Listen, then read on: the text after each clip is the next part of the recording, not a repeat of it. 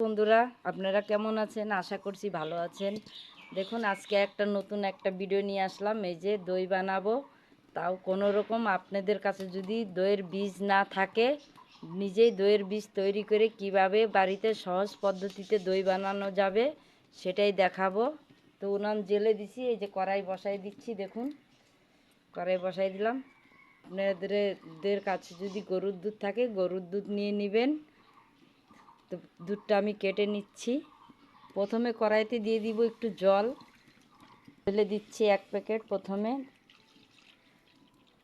বন্ধুরা, আমাদের এখানে গরুর দুধ পাওয়া যায় না, তার জন্য আমি সবসময় প্যাকেটের দুধই ব্যবহার করি। আপনাদের কাছে গরুর দুধ থাকলে গরুর দুধ ব্যবহার করবেন। যদি সেটাও না থাকে তাহলে গুঁড়ো দুধ গুলায়ে ব্যবহার করবেন, সেটা দিয়েও হবে। আমাদের দই বসাতে গেলে টক দই লাগে কিংবা মিষ্টি দই লাগে। সেটা যদি বাড়িতে না থাকে তাহলে কিভাবে আমরা বসাবো সেই পদ্ধতিটাই দেখাবো আমি আজকে। তো দেখুন, 2 প্যাকেট দুধ ঢেলে দিলাম। এখানে 1 লিটার দুধ আছে। আমি 1 লিটার নিয়েছি, আপনাদের পরিমাণ হিসাবে নিয়ে নেবেন। সম্পূর্ণ দুধটা ঢেলে দিয়েছি। দেখুন, এবার ভালো মতো জাল করে নিতে হবে। আর বন্ধুরা, দই তো অনেকে অনেকভাবে বানায়, তবে আমি আমার মতো বানাবো। আশা করছি আজকের ভিডিওটা আপনাদেরকে ভালো লাগবে। আর নতুন বন্ধু, পুরনো বন্ধুকে অসংখ্য ধন্যবাদ জানাই, এভাবে আমার পাশে থেকো। দুধটা এদিকে জাল হতে থাকুক, ওদিকে আমি অন্য কাজ সেরে নেব। দেখুন, এখানে আমি 1 ফালি লেবু নিয়েছি। লেবুটা চিপড়ে আমি রস তৈরি করে নেব। লেবুটা চিপড়ে রস তৈরি করে বের করে নিয়েছি ছাঁকনিতে করে। এই যে দেখুন, এভাবে করে নিয়েছি। আর বন্ধুরা, আমি যেভাবে বানাবো আজকে, না মাটির হাঁড়ি রাখবে না কিছু লাগবে। আপনার বাড়িতে যে পাত্র থাকবে সেই পাত্র দিয়েই আপনি দই বসাতে পারবেন। এক্সট্রা করে কোনো মাটির হাঁড়ি কেনার কোনো দরকার নেই। আপনারা যখন দই বানাবেন বন্ধুরা, সবসময় মোটা দুধই নেবেন, পাতলা দুধটা নেবেন না। মোটা দুধটা নিলে দইটা ভালো জমে, খুব সুন্দর জমে। এইখানে দেখুন বন্ধুরা, আমি দইয়ের বীজ বানানোর জন্য গুঁড়ো দুধ নিয়েছি। এই যে দুধটা তো গরম হয়ে গেছে। এবার এই গুঁড়ো দুধে আমি চামচ দিয়ে কয়েক চামচ দুধ উঠাই দিচ্ছি। হালকা গরম হয়েছে দুধটা, এইটুকু উঠাই দিলাম। এবার গুলে নিচ্ছি। এবার যে লেবুর রসটা বের করে রেখেছি, এই মিশ্রণটার ভিতরে ঢেলে দিচ্ছি।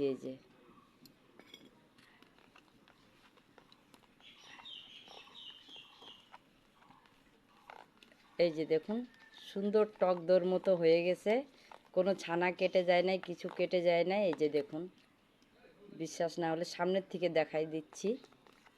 এটাই হয়ে গেল আপনার দইয়ের বীজ। আপনি এইভাবে একদম সহজভাবে বাড়িতে টক দই তৈরি করে নিতে পারবেন। টক দই হোক চাই মিষ্টি দই হোক, যে কোনো দই আপনি যেটাই খেতে চান। তো এদিকে দুধটা তো জাল হচ্ছে, আরও জাল হোক, পরে দেখাচ্ছি।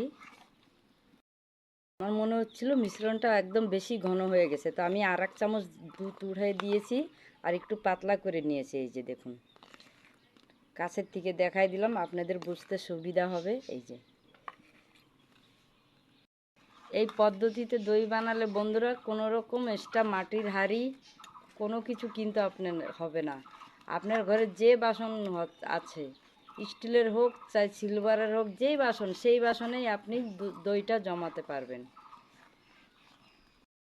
ঘরে দইয়ের বীজ তৈরি করে নিজেই এইভাবে দই জমায়ে খেতে পারবেন, দোকান থেকে কিনে আনার কোনো দরকার নেই। আপনারা যখনই দুধ জাল করবেন, এই যে সাইডে সাইডে সরজে লেগে থাকবে, এইভাবে কেচে কেচে দুধের ভিতরে ঢেলে দিবেন। এতে করে দইটা আরও খেতেও ভালো লাগবে, ক্রিমি ক্রিমি লাগবে দইটা, আর দইটা জমবেও খুব সুন্দর। বন্ধুরা, অনেকটাই শুকিয়ে এসেছে, আর একটু শুকাবো দুধটা। তো বন্ধুরা দেখুন, আমি 1 লিটার দুধকে জাল করে কমসে কম 3 পোয়ার মতো করে নিয়েছি। দুধ মোটামুটি জাল হয়ে গেছে। আর দেখুন ঘনত্বটা, দুধটা মোটা ছিল, অর্ধেক করে নিয়ে জাল করে 3 পোয়ার মতো হয়েছে। এবার আমি একটা বাসনে ঢেলে নিচ্ছি দুধটা, ঠান্ডা করতে হবে দুধটা।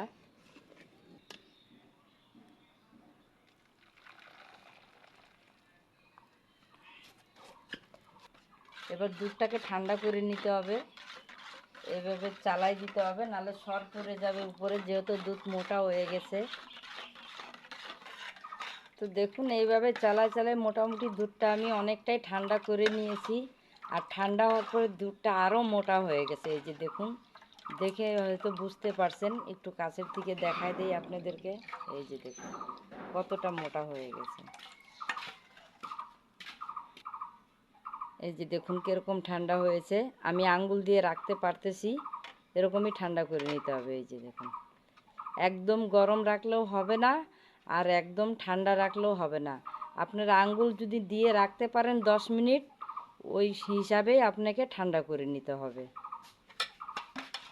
দই বসানোর জন্য দুধটা একদম রেডি হয়ে গেছে। এখন যে মিশ্রণটা আমি রেডি করে রেখেছিলাম দইয়ের বীজ, সেটা এখন পুরোটাই ঢেলে দিচ্ছি।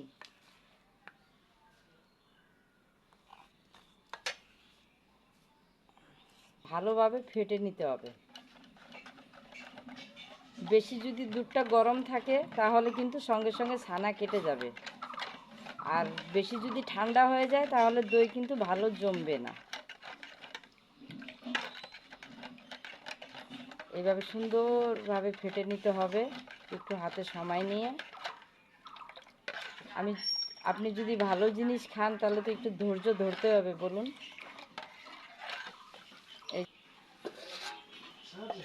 এই বাটিটা নিয়েছি, এই বাটির মধ্যে সম্পূর্ণ দুধটা আমি ঢেলে দিচ্ছি।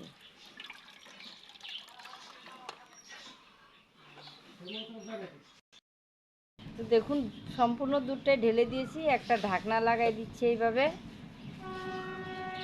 আর একটা পলিথিন এইভাবে লাগাই দিচ্ছি।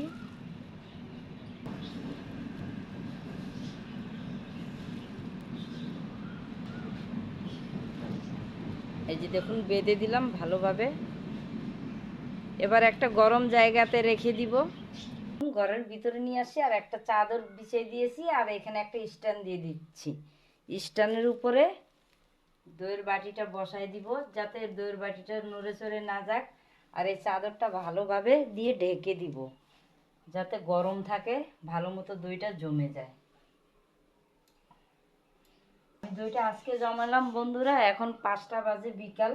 কালকে সকালে খুলে আপনাদেরকে দেখাবো কি জমলো কি জমলো না, কালকে সকালে দেখাবো। তো বন্ধুরা আজকে দইটা খুলে দেখতেছি সকালে। এই যে দেখুন,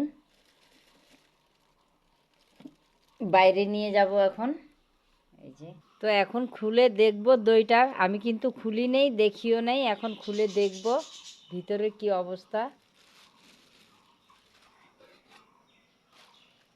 এই যে দেখুন বন্ধুরা কত সুন্দর দই জমেছে, দেখুন দেখুন কত সুন্দর দই জমেছে। দইয়ের বীজ ছাড়াও দই জমালে কত সুন্দর দই জমে। আর দেখুন একটু কিন্তু জল কেটে যায় নাই। এই যে দেখুন, তো দইটা আপনাদেরকে আমি কেটেও দেখাচ্ছি।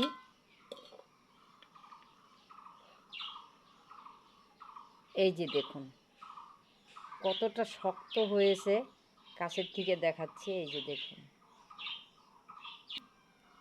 এই যে দেখুন কতটা শক্ত হয়েছে দইটা। এই যে দেখুন, এই যে দেখুন, এই যে দেখুন, দইয়ের বীজ ছাড়া নিজে হাতেই যদি দইয়ের বীজ তৈরি করে এভাবে ঘরে দই তৈরি করে নিতে পারেন এত সহজ পদ্ধতিতে, তাহলে তো আর কোনো কথাই নেই বন্ধুরা। দেখুন বন্ধুরা, আমি কিন্তু দই ফ্রিজে রাখি নেই, আমি ডাইরেক্ট এখানে নিয়ে আসছি আপনাদেরকে দেখাবো বলে। এখন আমি ফ্রিজে রেখে দিব, যখন খাওয়ার ইচ্ছা করবে গরম পড়বে তখন বের করে খাবো।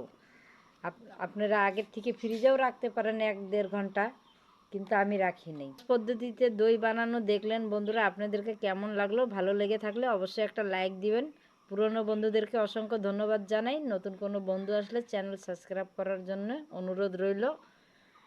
ভালো থাকবেন, সুস্থ থাকবেন সবাই।